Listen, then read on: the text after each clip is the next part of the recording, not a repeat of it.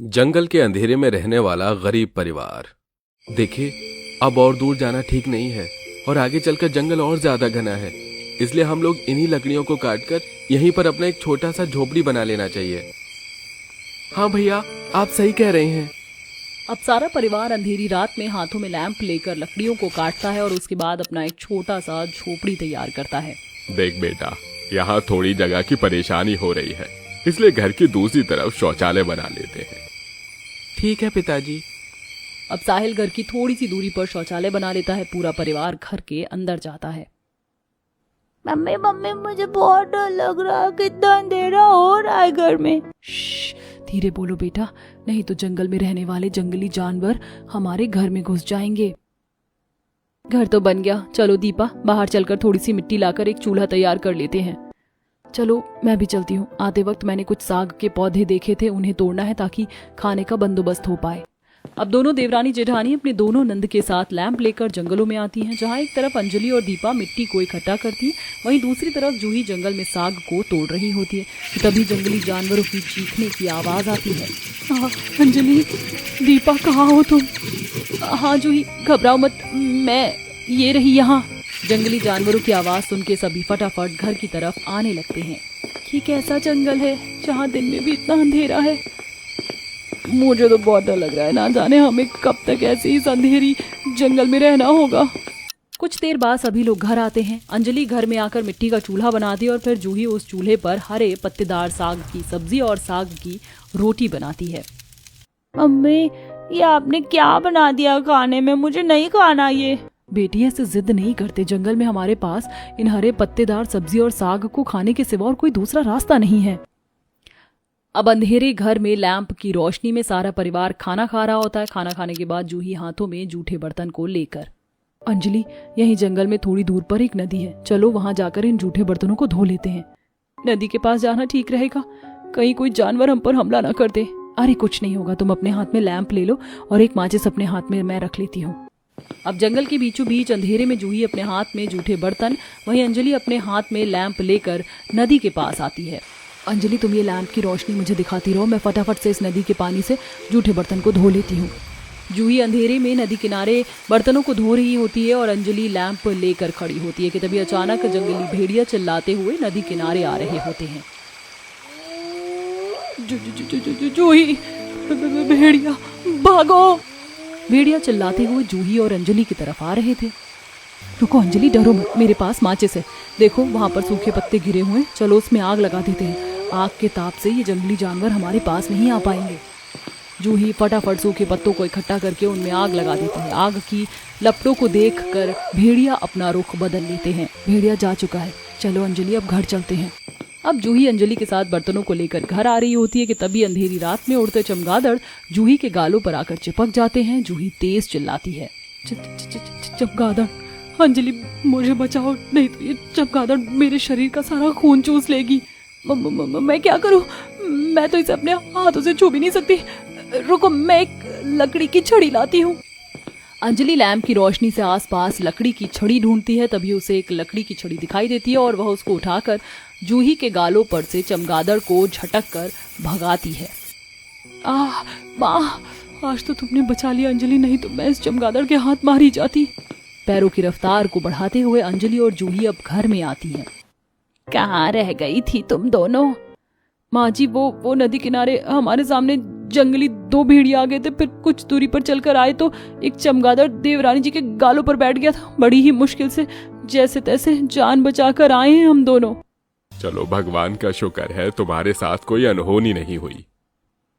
अब बड़ी ही उलझन के साथ पूरा परिवार जंगल के अंधेरे में रहने की कोशिश कर रहा था कि तभी एक रात, हे भगवान, इस टॉयलेट को भी अभी आना था, अब इतनी रात में मुझे अकेले लैंप लेकर जाना होगा। रीमा लैंप लेकर शौचालय के अंदर जाती है कि तभी शौचालय के बाहर जंगली बिल्लियां और गीदड़ अपनी अपनी आवाज में दहाड़ने लगते हैं। शौचालय के अंदर बैठी रीमा, मम्मी, बाहर तो जंगली जानवर है, अब मैं कैसे बाहर निकलूं? घर में भी सब सो रहे हैं। शौचालय के बाहर खड़े जंगली जानवरों से रीमा की हालत पहले ही खराब हो रही थी कि तभी शौचालय के अंदर एक बहुत बड़ी गिरगिट दीवार से रीमा के पैरों के पास गिरता है और रीमा तेज चिल्लाती है, मम्मी बचाओ, कोई है।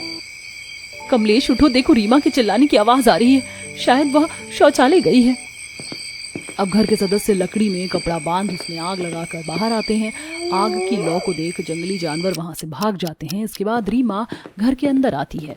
बेटी तू ठीक तो है? जंगली जानवरों ने तुझ पर हमला तो नहीं किया ना?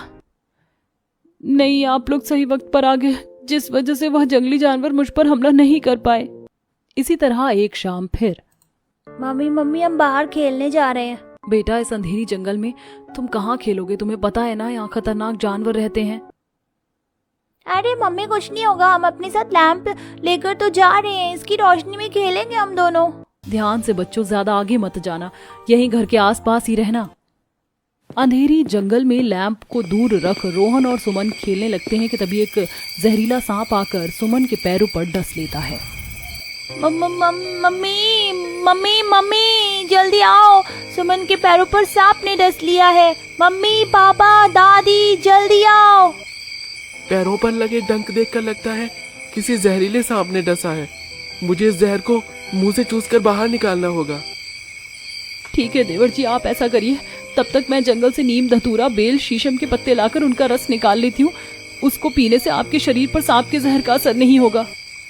अब साहिल सुमन के पैरों के जहर को चूस कर फेंकता है। वहीं अंजलि लैंप लेकर जंगल से धतूरा, नीम, शीशम, बेल लाकर उन्हें पीसकर उसका रस साहिल को पिलाती है। ये रस थोड़ा सुमन को भी पिला दो। इसी तरह बड़ी ही कठिनाइयों से सारा परिवार अंधेरे जंगल में रह रहा होता है। तभी एक दिन जंगल में तेज तेज आंधी शुरू होती है। दूसरी तरफ घर का दरवाजा खुला रहने की वजह से आंधी की तेज तेज हवाएं घर में घुसती हैं, जिस वजह से दीवार पर टंगे सभी लैंप टूटकर जमीन पर गिर जाते हैं। पापा मुझे कुछ दिखाई नहीं दे रहा है, मैं अंधा हो गया हूँ क्या? मेरी आंखें तो ठीक है ना? बेटा, अंधेरे में मेरा दम घुटता है, कुछ कर, मैं सांस नहीं ले पा रही हूँ। अब जैसे तैसे दीवारों को पकड़ पकड़ कर अंजलि दरवाजे के पास आकर दरवाजे को बंद करती है। उसके बाद अलमारी पर हाथों से टोह टोह कर माचिस ढूंढती है और चूल्हे में रखी लकड़ियों में आग लगाती है। अब ठीक है आप लोग। कमलेश, मैंने जब तक चूल्हे में लकड़ियां जला रखी हैं तब तक तुम जंगल से बाहर जाकर किसी दुकान से दूसरी लैंप खरीद कर ले आओ। हाँ, आप लोग रुकिए, मैं अभी लाता हूँ। अब कमलेश घर के बाहर आता है, जहाँ खतरनाक जानवरों के चीखने चिल्लाने की आवाज आ रही होती है। कमलेश डरते डरते एक लकड़ी के सहारे से जंगल से बाहर निकलकर एक दुकान से लैंप खरीद कर घर आता है। ये देखिए, मैं ले आया लैंप, अब आप लोग इसे जला लीजिए। अब जंगल में रहते रहते पूरा परिवार जंगल के वातावरण को अच्छी तरीके से समझ गया था। उन्हें जंगली जानवरों से लड़ना, आयुर्वेदिक दवा बनाना सब कुछ आ गया था। तभी एक दिन एक पुलिस अपने कुत्ते के साथ रास्ता भटक कर उस अंधेरे जंगल में पहुंच जाता है, जहां जंगली जानवरों में घेर लेते हैं। कुत्ता उन जानवरों पर भौंकने लगता है कि तभी वह जंगली जानवर पुलिस के शरीर पर हमला करते हैं। मिंटू, तुम ठीक हो? मेरा टॉर्च यहीं गिर गया है और इस अंधेरे में मुझे कुछ भी दिखाई नहीं दे रहा है। तभी जानवरों की आवाज सुनकर कमलेश और साहिल लकड़ियों में आग लगाकर बाहर देखने आते हैं, जहां जख्मी पुलिस और कुत्ते को देख साहिल और कमलेश उन्हें अपने घर लाते हैं। जूही, जाओ फटाफट आयुर्वेदिक जड़ी बूटियां पीस कर ले आओ। इस जंगल के खतरनाक जानवरों ने दरोगा और इस मासूम कुत्ते पर हमला किया है। जूही जड़ी बूटी पीसकर साहिल के हाथ में देती है। साहिल जड़ी बूटी पुलिस और कुत्ते के जख्मी जगहों पर लगाता है कि कुछ देर बाद। बहुत बहुत धन्यवाद जो आप लोगों ने हमारी इतनी बड़ी मदद की। पर आप लोग इस जंगल में क्या कर रहे हैं, ये जानते हुए कि यहाँ पर खतरनाक जानवर रहते हैं? शौक से नहीं रहते साहब। अगर उस ठेकेदार ने हमसे हमारी जमीन धोखेधड़ी से नहीं छीनी होती तो हमें इस तरह इस अंधेरे जंगल में अपने परिवार के साथ न रहना पड़ता। हम गरीब थे, इसलिए उस ठेकेदार का कुछ भी नहीं कर पाए। कौन है वो ठेकेदार, मुझे बताइए, मैं करूंगा आपकी मदद, मैं दिलवाऊंगा आपको आपकी जमीन। पुलिस पूरे परिवार के साथ गांव में आता है और ठेकेदार के ऊपर कार्रवाई करता है, जिसके बाद सुरेश के पूरे परिवार को उसकी जमीन मिल जाती है और वह अपने पुराने घर में आते हैं। पूरा घर एलईडी लाइट की रोशनी से चमक रहा होता है। कितने सालों बाद मैं अपने इस घर में आई हूँ और आज इस रोशनी को देखकर लगता है जैसे मानो अंधे को आंख मिल गई हो। मम्मी हमारा घर कितना अच्छा लग रहा है ना, कितनी सारी लाइट जल रही है। इतने समय के बाद रोशनी का अनुभव करके पूरा परिवार बहुत खुश होता है। अब अंजलि और जूही गांव में अपना एक आयुर्वेदिक दवाई का शॉप भी खोल लेती हैं और इस व्यापार के साथ पूरा परिवार खुशहाल जिंदगी गुजारने लगता है।